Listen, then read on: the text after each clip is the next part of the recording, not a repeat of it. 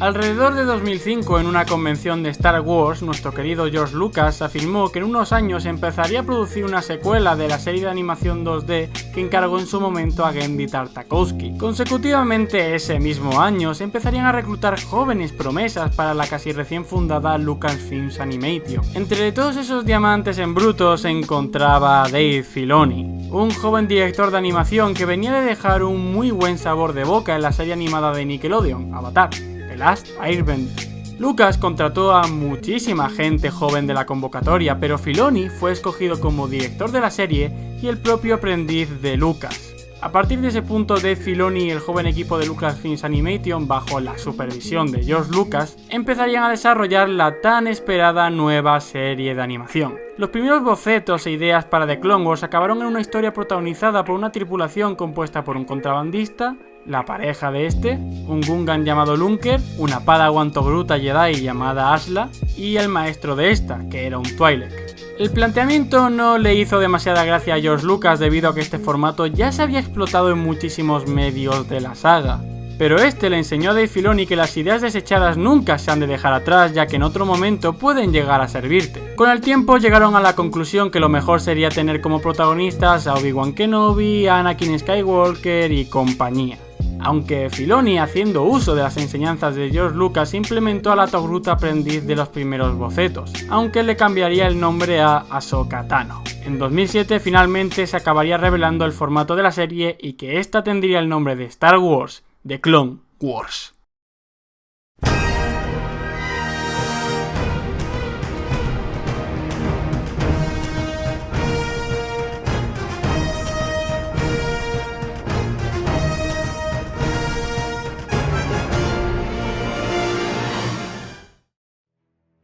La Clone Wars de Tartakovsky era una obra bastante ligera de ver, ya sabéis, 3 minutos de capítulo donde el frenesí y la puesta en escena predomina. Sin embargo, la Clone Wars de Filoni es una serie animada en 3D de unos 20 minutos de duración por capítulo, donde hay espacio para la política, el romance, la guerra y las aventuras al más puro estilo de Star Wars. Aunque no toda la esencia de la Clone Wars de Filoni viene de la Clone Wars de Tartakovsky o de las películas. Ahsoka, a very wise Jedi once said nothing happens by accident.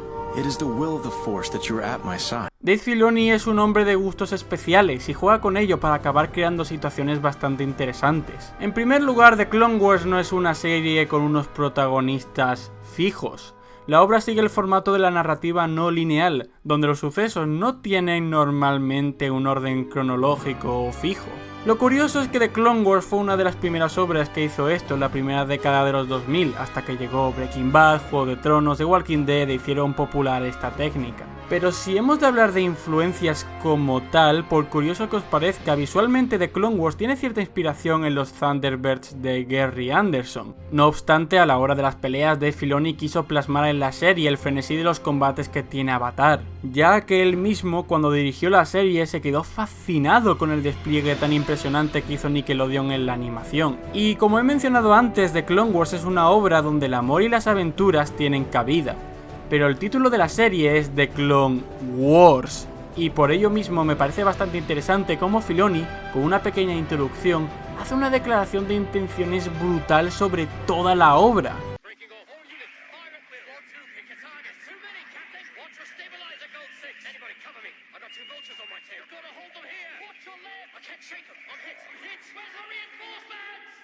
Por anecdótico que parezca esto, los gritos que escuchamos aquí son de unos clones en mitad de un tiroteo pidiendo refuerzos. Y me parece una gran idea, porque más allá de que poco a poco te estén metiendo en escena, es bastante práctico dejar claro desde el principio que esto no es poco yo la película. Aunque bueno, la película se llama Clone Wars y a estas alturas aún no sabes de lo que va la película, creo que esto no está hecho para ti.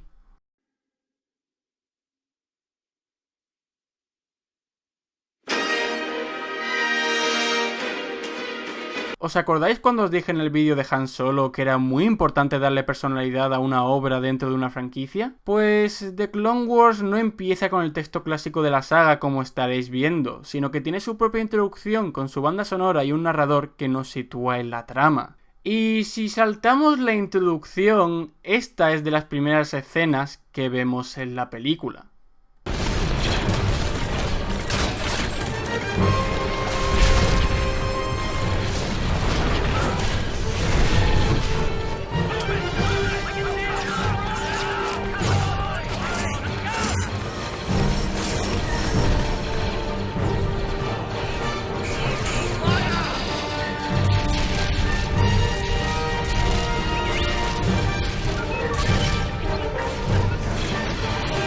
A ver, puede que la película luego sea una mierda, creo que en eso estamos todos de acuerdo, pero al menos como declaración de intenciones funciona. Y no sé si alguno de vosotros se habrá dado cuenta, pero la introducción es bastante similar a la de la Comunidad del Anillo. Primero te introduce en situación para que puedas entender el contexto, luego te recompensa con una batalla a gran escala para mantener atento al espectador, y así finalmente volver a introducirte en situación y que sigas ya el hilo de la historia principal. Además, esta no sería la última vez que Filoni coquetea con la obra de Tolkien. Ahora, si hemos de hablar de personajes, me gustaría destacar cómo The Clone Wars ha evolucionado con el tratamiento de estos.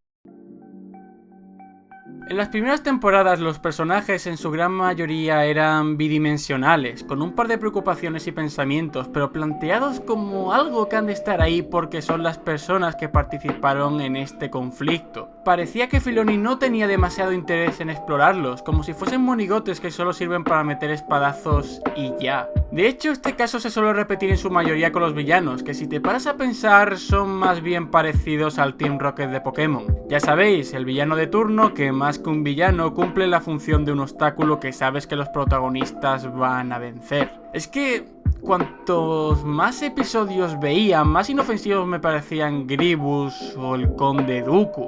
Y joder, son grandes villanos de la franquicia, como mínimo me gustaría saber que los protagonistas están en peligro cuando se van a enfrentar a ellos. Aunque no voy a negar que Dave Filoni intentase darle credibilidad a los villanos, como en aquel capítulo donde el general Grievous asesina a sangre fría al padawan de Kit Fisto. Pero el problema nace de cuando intentas darle una importancia a los villanos y luego son vencidos una y otra vez en la serie. Pero esto, gracias a la fuerza, cambió cuando introdujeron a personajes como Darth Maul o Pre Vizsla, villanos que le dieron un nuevo tono a la serie como tal. Aunque si hemos de pararnos a hablar sobre villanos de The Clone Wars, el mejor que ha habido hasta la fecha, para mí, es Cad Bane.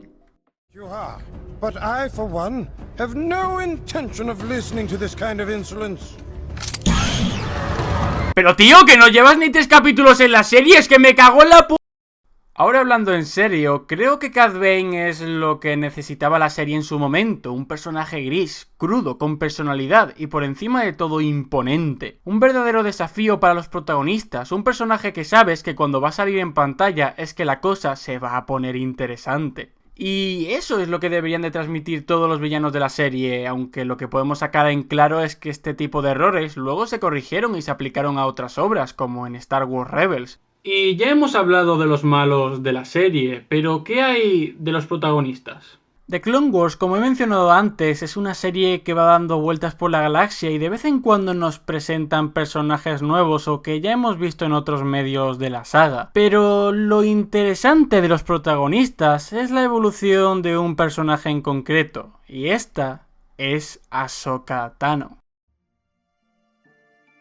La Togruta aprendiz de Anakin, al igual que la mayoría de personajes en las primeras temporadas, la verdad es que dejaban bastante que desear. Y ya no solo hablando desde una perspectiva estructuralista como personajes, sino que tampoco es que fuesen demasiado interesantes. No obstante, Dave Filoni y el equipo de Lucasfilm Animation se puso las pilas y de repente empezamos a ver cómo estos personajes tan secos empezaron a evolucionar de forma muy fluida. Pero obviamente, Ahsoka es la que más evolucionó en la obra. Una anécdota que siempre cuenta Ashley sobre cómo empezó a trabajar con el personaje de Ahsoka Tano es que una vez Filoni le dijo que este personaje iba a ser muy odiado al principio, pero que con esfuerzo y dedicación se convertiría en un personaje muy querido entre el público. Y bueno, creo que si miramos a nuestro alrededor podemos ver que Ahsoka Tano es mucho más que un personaje querido. Porque una de las razones por la que la gente le ha acabado teniendo tanto cariño es que es una clase de proyección de nosotros mismos.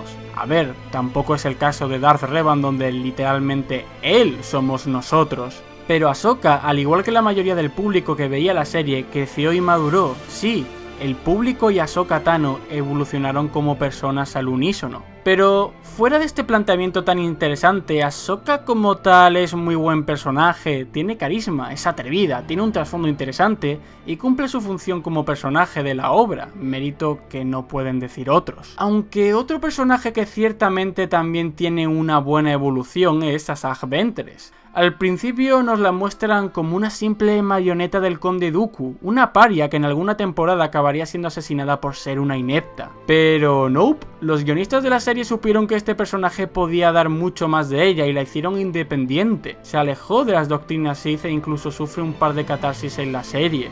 De hecho, se tenía pensado enfatizar en un romance entre ella y Quinlan Vos, historia que luego se abarcó en una novela. Tackle. Who are you? Relax. I've got this one, honey. Honey?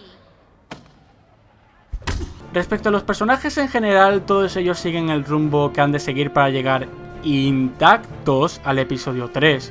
Aunque llegamos a saber pequeños secretos de ellos, como por ejemplo que Obi-Wan tenía una clase de romance con la gobernadora de Mandalore. También se va creando un pequeño puente que va acercando más a Anakin Skywalker al lado oscuro, como cuando despecha a un separatista sin problema alguno. Y ya habiendo abarcado lo que vienen a ser los protagonistas, creo que es hora de que hablemos de nuestros amigos los clones. Clones que nos hayan marcado en la serie hay muchísimos. Rex, Cincos, Gregor, Wolf, Cody, Echo, incluso 99 han hecho mella en nuestros pequeños cocoros. Cada uno de ellos, irónicamente, aporta cosas distintas a la obra. 99, por ejemplo, me parece un caso muy cruel, a la par que realista. Es un personaje que simplemente no te lo vas a tomar en serio por ser un fallo en el sistema, como hacen los clones o los demás personajes. Pero luego acaba cumpliendo su sueño, y me parece un final muy bonito para él. Otro caso, por ejemplo, es el de Gregor. A pesar de que la aparición de un comando clon parezca fanservice, aunque realmente lo es, el personaje tiene una historia preciosa sobre el honor y lo importante que es ser un clon para un clon. E incluso Cincos acaba dejando un legado que hace mella en Rex y muchos más clones. El personaje del clon como tal creo que es de lo mejor tratado y desarrollado en la obra. A pesar de ser estructuralmente simples, a la vez son más profundos de lo que podemos llegar a ver. La obra nos aleja de esa visión donde los clones son máquinas de carne hechas para matar y obedecer las doctrinas de una causa por la cual han sido forzados a creer. Por eso mismo Dave Filoni y todo el equipo de Lucasfilm Animation nos dejan claro que los clones pueden amar, pueden llorar e incluso pueden ser desleales. De hecho, esto sí es una idea muy clara que tenía el equipo de Lucasfilm Animation desde sus inicios, ya que en la película de la serie los clones empiezan a ser humanizados y a pesar de que por fuera sean iguales, por dentro, todos ellos son muy distintos. Star Wars, como su propio nombre indica, es una saga llena de conflictos armados y escaramuzas con disparos láser por doquier. De hecho, todos sus aspectos bélicos se basan en conceptos reales de nuestro mundo, como las grandes fragatas, que combaten entre ellas como los acorazados de guerra. La manera de plasmar los combates entre cazas se basa en el cine bélico de los años 50 y 60, e incluso los duelos de espadas láser tienen cierta influencia tanto de los samuráis como de los caballeros medievales. No obstante, si regresamos a The Clone Wars, tenemos que hablar un poco sobre el tratamiento de la guerra en la obra. Dave Filoni, como ya he comentado en cierta medida, ha mamado de lo que hacía Tartakovsky con su versión de The Clone Wars, aunque este trataba el conflicto armado como un espectáculo, sí, bastante crudo, pero al fin y al cabo como un simple y barato espectáculo. Y las primeras temporadas de The Clone Wars eran prácticamente lo mismo hasta que llegó Reunión en el punto de aterrizaje en la segunda temporada, donde parece ser que Filoni aprendió a hacer muy buenas puestas en escena.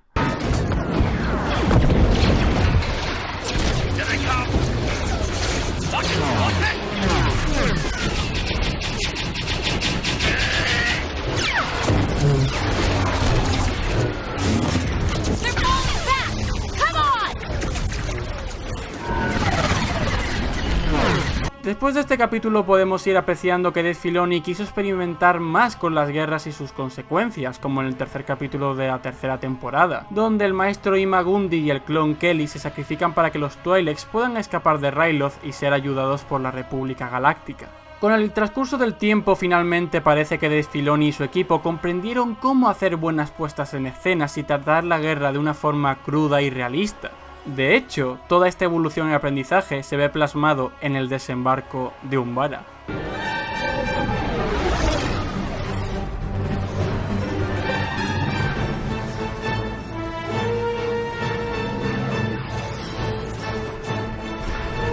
Como siempre, la música de una orquesta acompaña las escenas de batalla, pero cuando realmente empieza lo bueno en este capítulo es cuando solo se escucha esto.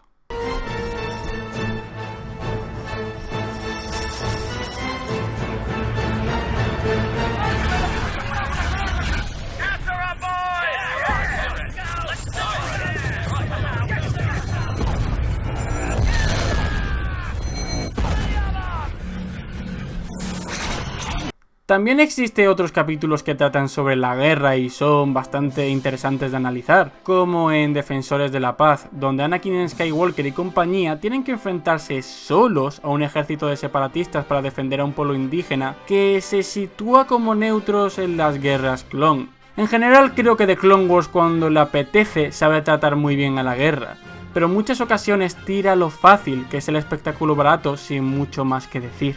En resumidas cuentas, creo que The Clone Wars es una buena serie, tiene arcos muy interesantes, personajes carismáticos y batallas que seguramente más de uno tendrá como su favorita de la saga.